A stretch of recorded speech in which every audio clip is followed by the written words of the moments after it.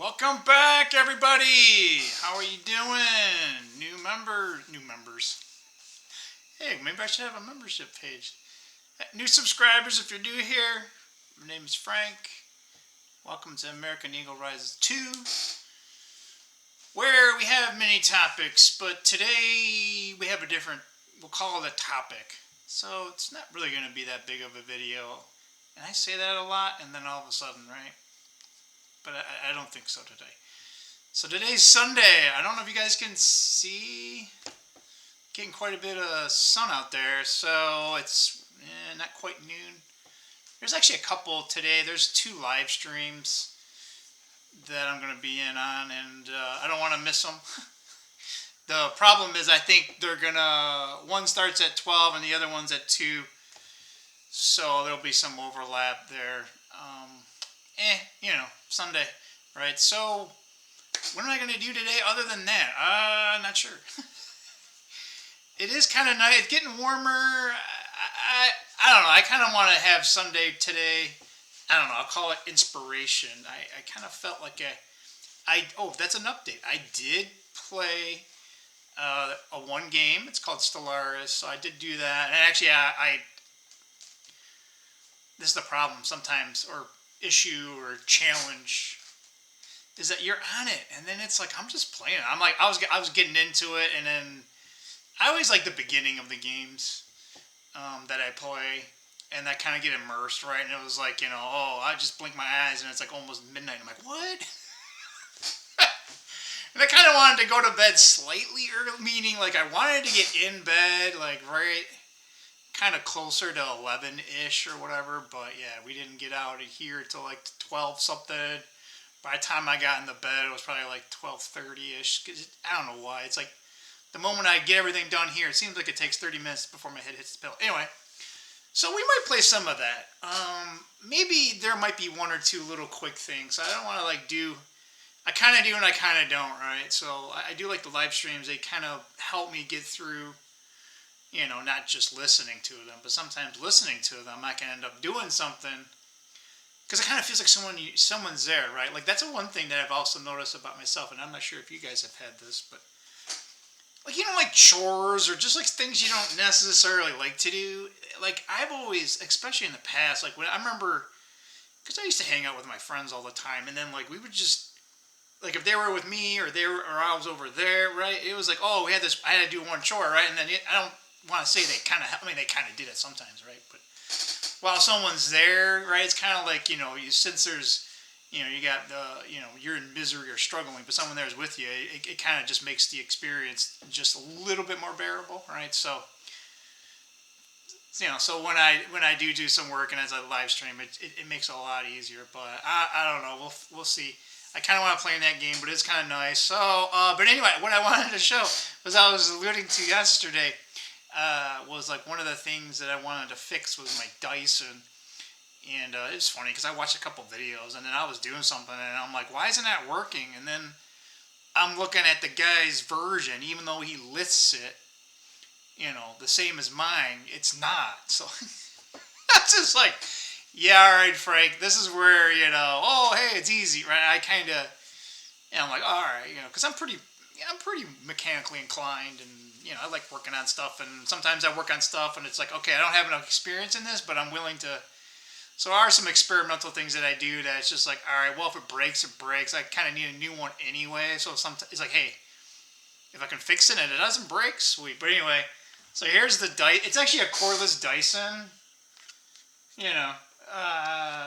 Whatever. I took all the stuff off. You got attachments here. And it's bagless. That's the one thing nice about Dyson. And typically whatever, their motors or whatever, pretty good. Doesn't clog up. So there's actually a filter here. That was the other thing that I had to do. So there's like a little, they got this thing where it's like a cloth. You just hose it out. Actually, when I took it out, there was a little bit of stuff in there, but then the cleaning it out, you wash it out. And yeah, it's not bad. It was like really kind of grayish. There was a lot of dirt in here. I mean, that's what this thing is, right? It's basically like a tube sock, right? So yeah, it just snaps into place. Although, as an engineer, it's funny because I'll be critiquing the design here. There's these snap tabs, and it's like kind of hard to get it off. So I'm not sure what their intent was here. I mean, they probably didn't want it to come off, right? They want a nice retention. Yeah, that thing goes on easy. It was kind of harder to take it off because there's these little ribs. Oh, it's not all the way down. Yeah, there's this very little. It's really hard to. You can't really see it here. But there's a real thin, like right where the snap goes in, basically like a slit, like a window. And as it comes up, that little material, it's really small, and just by touching it, it starts turning white. So so you're already bending it, and it's like, oh my gosh, if I go any more, it's just gonna crack. So yeah, they intended for this to wash out. So I'm not sure if they intended you would wash this out without taking it off, but. It looks like a lot of people, sometimes stuff gets stuck in there. Oh, look at that. So, but yeah, it kind of went on pretty easy, so effort-wise. Yeah, you're like, just, come on, Frank, get to the point. I really can't. Yeah, it just slides in. Okay. But that was a whole nother thing, because I never took it off. I didn't even know that was a filter.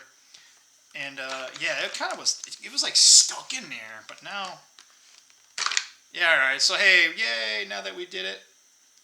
Yeah, there's no locking mechanism. Yeah, it's just by interference. It doesn't come out. So anyway, so the battery, because I've had this for what, 4 years? So there's a battery that comes here like on the gun part. And there's like a recharge. This ain't the battery. I have it actually up on the wall charging.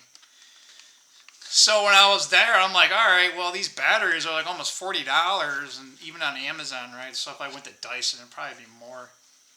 I'm like, all right, looks like I got to get a new battery. And then when I was on there, I noticed these adapters.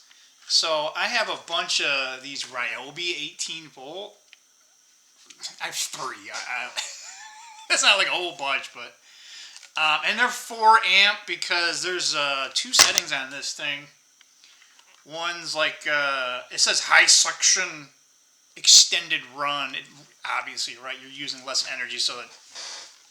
Or power, I should say power, right? There's only so much energy in this, but power, delivering it over time. I should, I'm an engineer, I should be able to kind of say what the terms are, right? Yeah.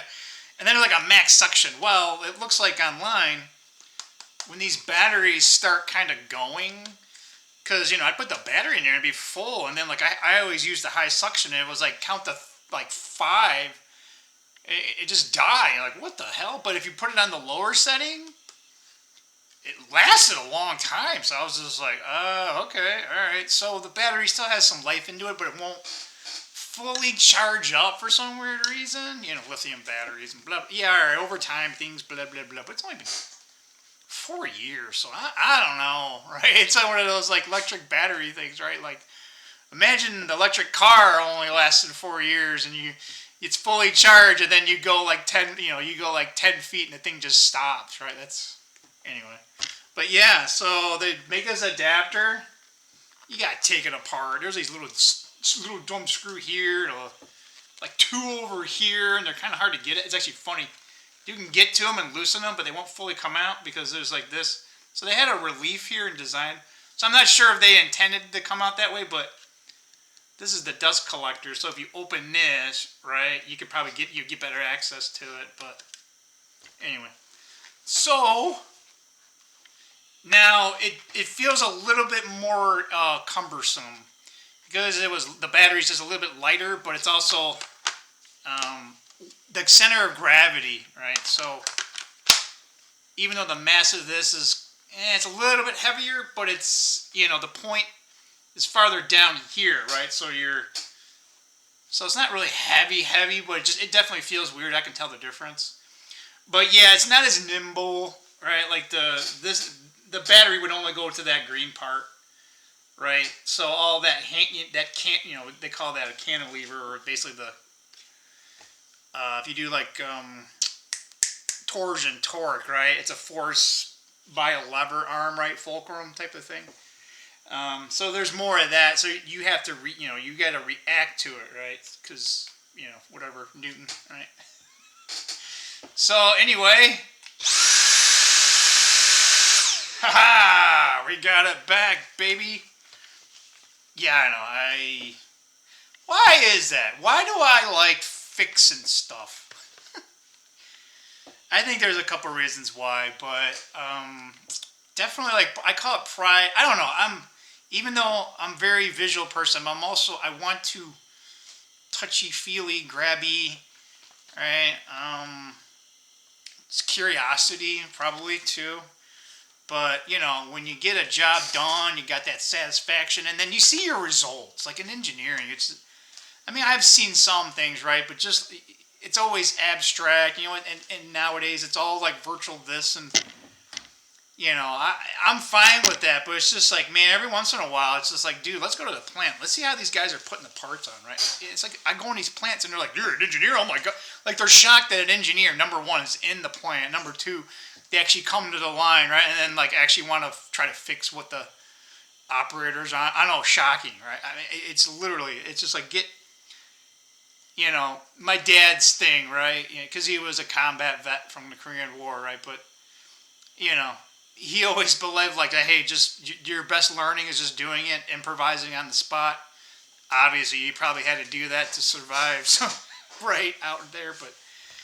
I call it like getting in the trench, right? You're actually getting firsthand knowledge, right? And this is ironic, right? As an engineer, you want the most honest, right? You want data. You want real data, or data that is not fictitious, or, right? You want unadulterated data. You make an observation, right? Getting back to the scientific, method, right? I don't know. It seems like we've like kind of just, hey, as a society, data's, you always can find a data point to prove your point. Well, that's not how I look at it. I'm an engineer. There's an equation, right?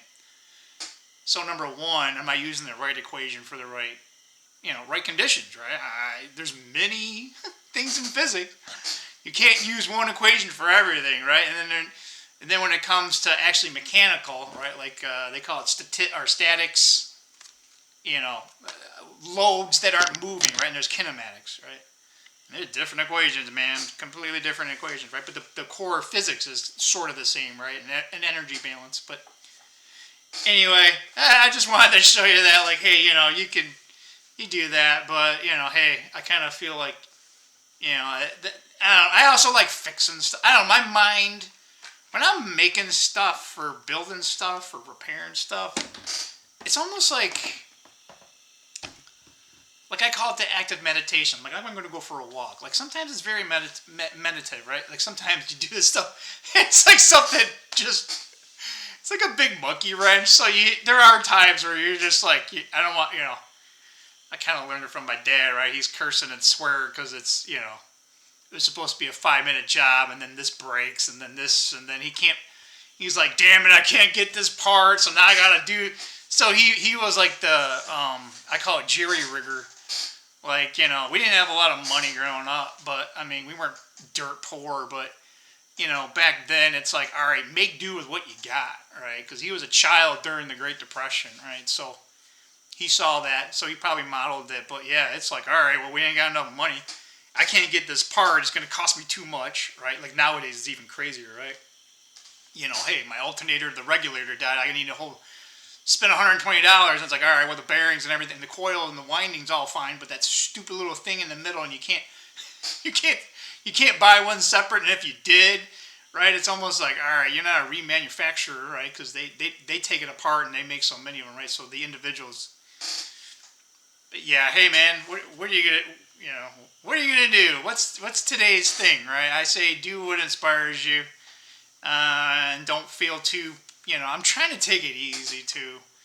Meaning, like, I'm trying not to beat myself up. I think Raymond talks about that too, right? So that, it's kind of why I like his channel, because, like, all right, I don't agree with 100% of it, but I agree with, like, probably probably 99% of what he says for the most part, right? So, but yeah, what else do you want me to tell you? But yeah, I hope you guys have a good day. Hope you have a good Sunday. Don't, what's that word? Not dilly-dally. Procrastinate. but don't make it so that you beat yourself up and you're doing it and you're like, ugh. Like a little, I know, a little bit of balance. That's probably the hardest thing, right? Life, right? Life. And then how we look at life. So anyway, what time? All right, it's around 15 minutes. So I'm going to stop babbling. Hopefully you guys don't think it's too much babbling. But outside of that, again, I hope you guys have a good day, all right? See ya. Let's see if we can find the stop button. Hey, I found it a little faster. Bye now.